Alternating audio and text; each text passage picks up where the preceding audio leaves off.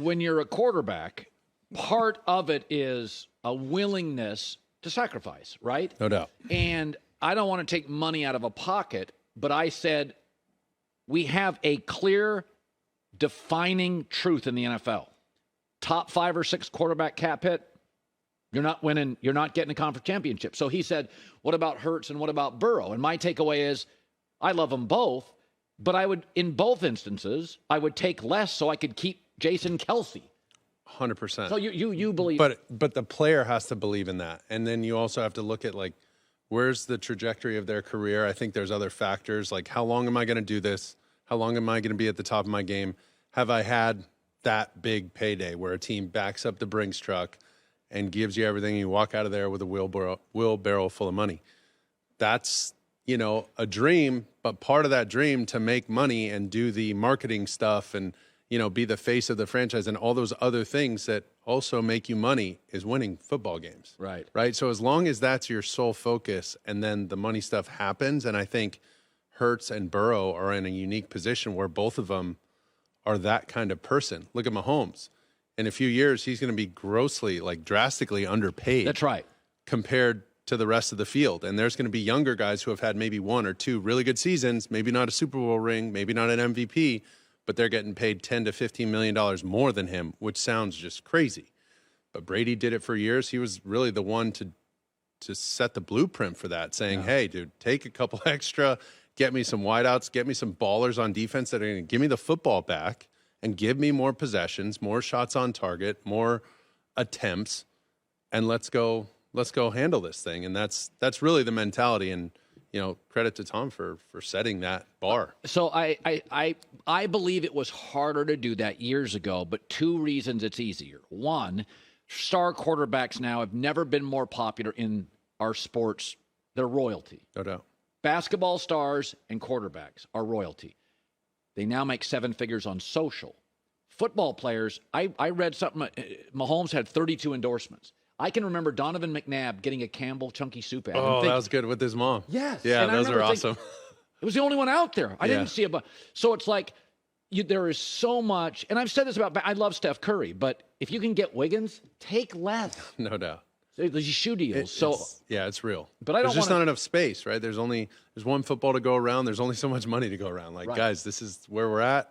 Did you ever lose a teammate with the Jets and you knew, oh crap, we're not going to be as good? I think this is actually funny. Kevin O'Connell's the head coach of the Vikings. Yeah. But I remember standing on the desk in Tannenbaum's office saying, take money out of my contract. We need him on the team. He helps us too much. I don't care.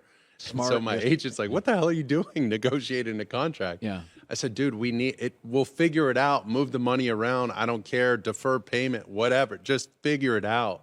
We need him on the roster for our room, and so those kind of things, when players add value, whether they're starting, whether they're a coach, whatever, and you do your best to keep the guys that you have, especially when you're close or you can kind of taste it and feel it and you're like, God, we're right there, boys. Like, keep this as close as we can. And unfortunately, there's just so much turnover every single year. Yeah.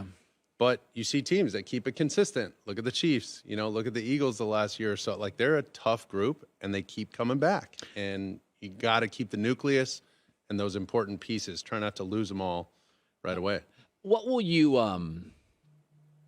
there's so many memories about Brady and you faced him and beat him in games. What is sort of your lasting memory of facing Tom and just Tom? When I say Brady, what do you think? Nobody's done it better. Nobody's been so consistent at the mundane and the boring without getting bored.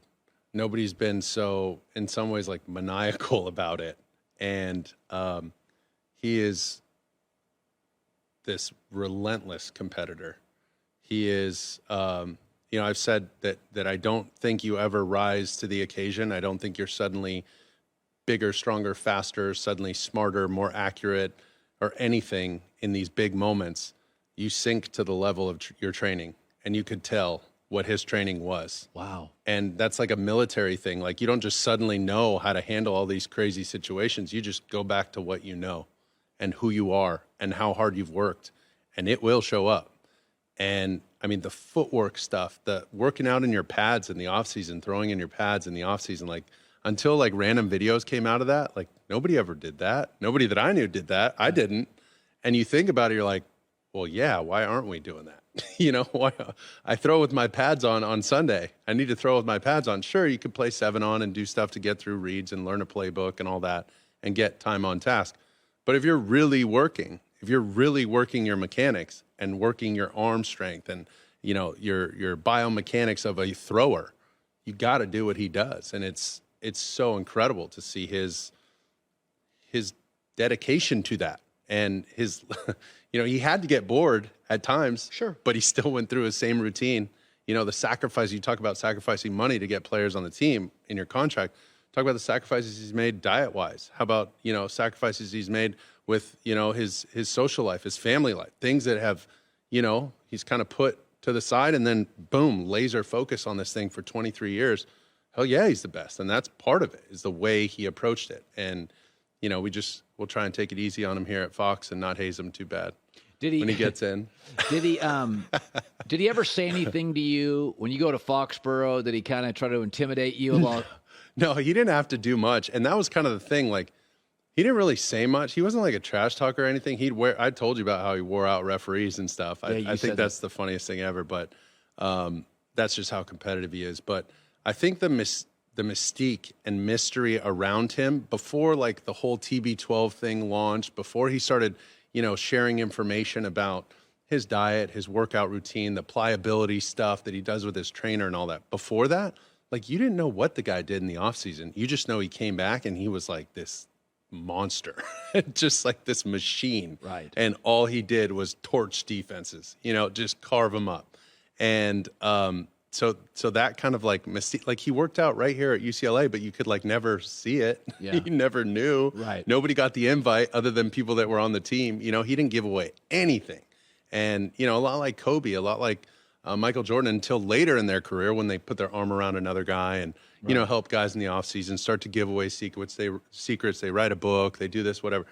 Then they kind of let you in. But, dude, that circle was tight, And so that kind of mystique to other people is like sometimes even scarier or there's even a bigger aura around it than somebody who's in your face trying to intimidate you. Because sometimes you can just get desensitized to that. No. That was kind of like what is he doing over there? Yeah, mystery is intimidating. Oh, it was wild. But that just the whole Patriots mentality and having to play against those guys, and it was something else. You just had to be right. You knew you had to be right because you gave them anything, they'd make you pay. So Kellen Moore, we did this the other day. We had a graph. So of all the quarterbacks that started games under him, it was from Ben DiNucci, Andy Dalton, DiNucci, Cooper Rush, Dak Prescott. It was a kind of a jambalaya of different guys.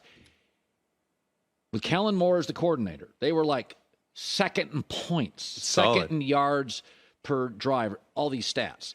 And it's like, Kellen's good. See, it's unique about him because normally you get a coordinator who's had one guy for a long time, and that's all you can base it off of. And it's that one guy with other guys that have been there or a running back that has been there, and it's kind of hard to judge. And you see when this whole free agency thing takes off every year, there's certain guys that, players can be like system guys, and they need the other parts of that system to make them successful. They go somewhere else, and people are like, why do we waste all those draft picks on that guy? Why do we pay all our money to that guy? We just didn't fit in the system. For him, now this is a very different sample size, a much smaller sample size, but he's got multiple quarterbacks who've been successful with his system. That means he's doing something right. Somebody like Andy Reid. I mean, go back to Kevin Kolb, Michael Vick, Donovan McNabb, who nobody wanted, right? And he made him the quarterback. He made him a successful quarterback, got him to a Super Bowl, won NFC championship games. Look at the pedigree that Andy Reid has had. That's the mark of a really good coordinator, a guy who, when he walks in the room with his quarterback, whether you like the quarterback or not, whether you like his style or not, whether you agree with the decision or not, you will do everything in your power to make that guy successful. And Andy Reid was like really one of the reasons for all those guys doing that. Right. Kellen, now, once again, much smaller sample size, but you're seeing it. You're starting to see it. And now Justin Herbert, you get a guy with that talent. Andy Reid, you get a guy with Mahomes' talent. Like, holy cow, if he could do it for these guys, what's the difference in that guy? And this guy's an absolute freak of nature. So now look out with that roster. By the way, that's something. Justin's best year was the Shane Steichen year. I mean, Kellen's going to do just fine. I think that's a great move for him. There's no surprise. It was like, okay, Dallas says you're out. Literally, he job the next day. And same with Andy Reid. Less than 8 hours. Exactly. So when you know, you know. And when it's one of those guys who can call plays and dial them up, right sequence, doesn't matter who's the trigger man for me, I can dial up plays. That's special. So I know Sean Payton pretty well because he spent like 15 Mondays on the show. Oh, man. Super smart guy. I'm sad we're losing. I barely got to hang with him here. No, he's great. So you go to I said the Denver job's weird. You don't have a weird ownership group. It's like the richest. Oh. Their roster, I went and looked on PFF grades. Oh, they got players. The cupboards aren't bare over there. You got everything you want. And some are like emerging young stars. Oh, yeah. They got to clean the O-line up a little. It's not as bad as people think. It's mostly a Russell thing.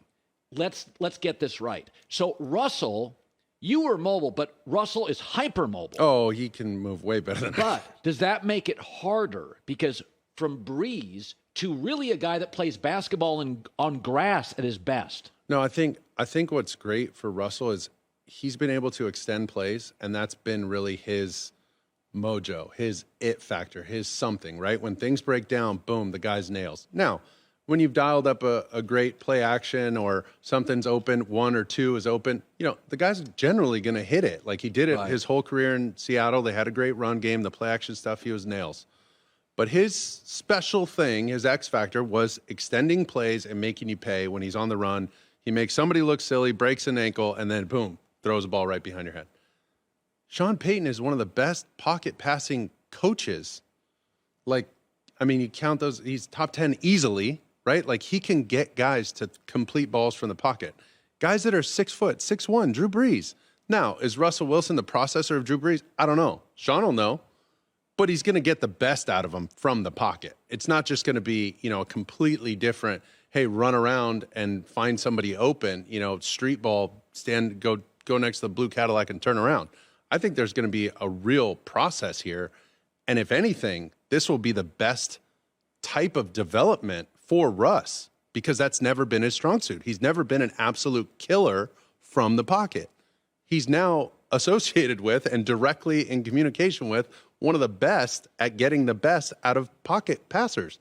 So I think this is perfect for him to get better at what one of his maybe deficiencies are. So I think, if anybody can do it, it's this guy. He's sharp, man. And you could tell he was jonesing. Just watching him on Sunday and stuff and hearing him here, the stories, you could tell he's a lifer, man. And he loves ball, and that's going to be really fun to watch. Hi, everybody. Thanks for watching. Subscribe here to get the latest from the show. Also, be sure to check out more of the best clips from The Herd or go watch a few segments from other shows on FS1.